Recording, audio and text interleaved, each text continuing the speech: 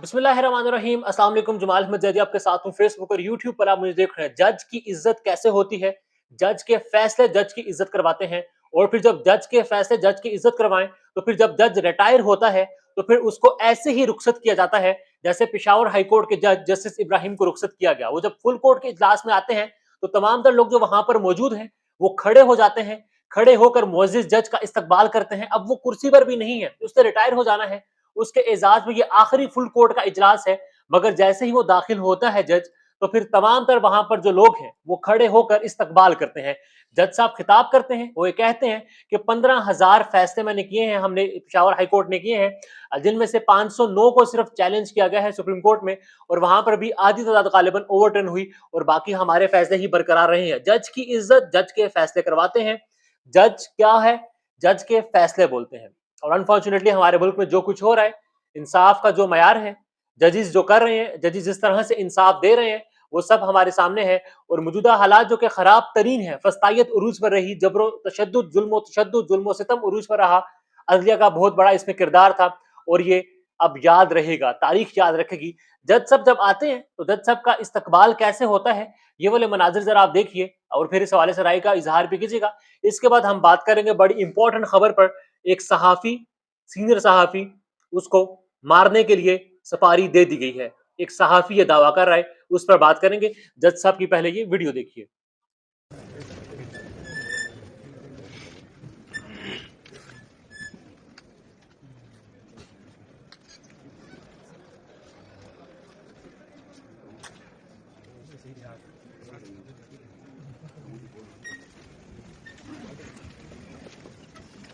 आपने ये देखा जज साहब का एहतराम। और अब एक तरफ फहद शहबाज साहब सीनियर सहाफी हैं, इन्वेस्टिगेटिव जर्नलिस्ट हैं, उन्होंने रिपोर्ट किया है, एक सहाफी को कोर्ट किया है, सहाफी से उनकी मुलाकात हुई। फहद शहबाज साहब ने यह बताया है कि एक सहाफी, सीनियर सहाफी ने, प्रोमिनेंट सहाफी ने, पॉपुलर सहाफी ने उनको ये बताया है कि उनको मारने का, मरवाने का प्लान बनाया जा चुका है और एक सियासतदान उनको मरवाना चाहता है। सिंध के कातलों को उनकी सपारी दे दी गई है, उजरती कातिल हैं और जल्द ही उनको मरवा दिया जाएगा। पांच छह बात ने ये कहा कि प्रोमिनेंट सहाफी हैं, बड़े तगड़े सहाफी हैं, बड़े मशहूर सहाफी हैं, उन्होंने ये मुझे खुद बताया है, कोट किया है और कहा है कि मुझे ये एक सियासतदान मरवाना चाहता है। अब कौन किसको मरवाना चाहता है, एक सहाफी ये रिपोर्ट कर रहा है। अरशद शरीफ शहीद हो चुका है, इमरान खान के साथ जो कुछ हुआ हमारे सामने है, हामिद मीर को गोलियां लगी, वतीउल्लाह जान को गोली लगी, अरेस्ट किया गया, असद तूर को जिस तरह से मारा गया, सहाफ़ी सिंध में मारे जाते हैं, इस्लामाबाद में एक सहाफ़ी को उठाया जाता है। हमारे इदारे, हमारी हुकूमत क्या कर रही है? एक सहाफ़ी के हवाले से ये रिपोर्ट हो रहा है और ये खामोश तमाशाई बने रहेंगे। इनको पूछना है, सिक्योरिटी प्रोवाइड करनी है। सहाफ़ी किसी भी मुल्क का, एक रियासत का, कौम का आईना होता है, वो जो कुछ मसाइल हैं वो सामने रखता है। आपको सहाफ़ी से इख्तलाफ हो सकता है, इख्तलाफ करिए, मगर आप कितना बुरा एक सहाफ़ी से नहीं कर सकते। और इस सहाफ़ी ने ये रिपोर्ट किया कि एक सियासतदान मरवाना चाहता है। अल्लाह ना करे ऐसा कुछ हो जाए तो फिर हम ये देखते हैं कि सियासतदानों का किया धरा जो है वो एस्टैब्लिशमेंट पर पड़ता है, इदारों पर पड़ता है। यहाँ फिर ये भी हमने देखा कि इदारे या एस्टैब्लिशमेंट पर इल्जाम डालने के लिए सियासतदान या कोई और लोग कुछ कर देते हैं ताकि इल्जाम कहाँ पर जाए, इल्जाम इदारों के ऊपर जाए।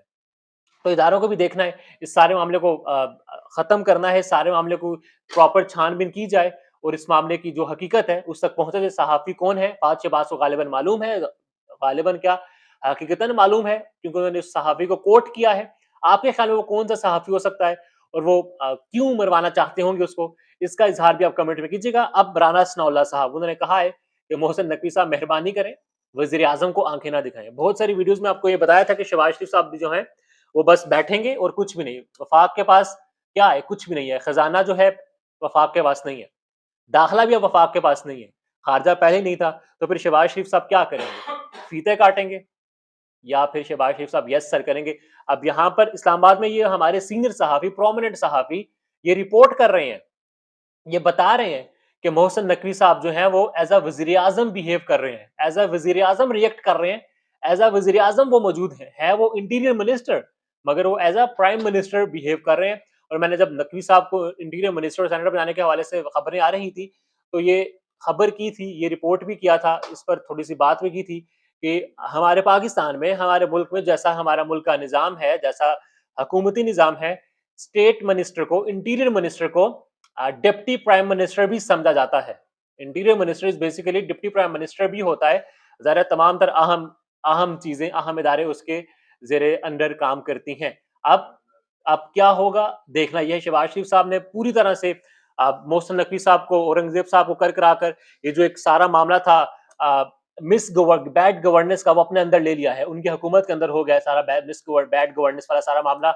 और अब राना सिन्हा, जावेद लतीफ़ साहब जो बातें कर रहे हैं, वो शायद इसीलिए कर रहे हैं, कल को जब ये हुकूमत परफ़ॉर्म ना कर सके, डिलीवर ना कर सके, तो ये कहें ये तो हमारी हुकूमत ही नहीं थी, हमारी चलती ही नहीं थी। भाई आप प्राइम मिनिस्टर हैं, prime minister is mister Shahbaz Sharif जो कि नून लीग के हैं, प्रेज़िडेंट नून लीग के हैं। सो आपको अब मलबा उसका उठाना पड़ेगा और फिर इस निज़ाम को अडयाला जेल में जो बैठा शख्स है इमरान खान 804 नंबर जो कहती है, उससे बात करके, उसकी कंडीशंस पर बात करके, मफ़ाहमत करके इस मुल्क में अवामी हुकूमत और अवाम की हुकूमत बनानी पड़ेगी, तभी मामलात जो हैं वो बेहतर हो सकते हैं, वरना फिर ये ऐसे ही चलता रहेगा और अब सब अच्छा की रिपोर्ट देते रहेंगे और ये लावा अनकरीब फट जाएगा, जैसे 6 जजेस ने खत लिख कर बताया है कि हमारे साथ क्या हो रहा है। राय गज़र कमेंट कीजिएगा।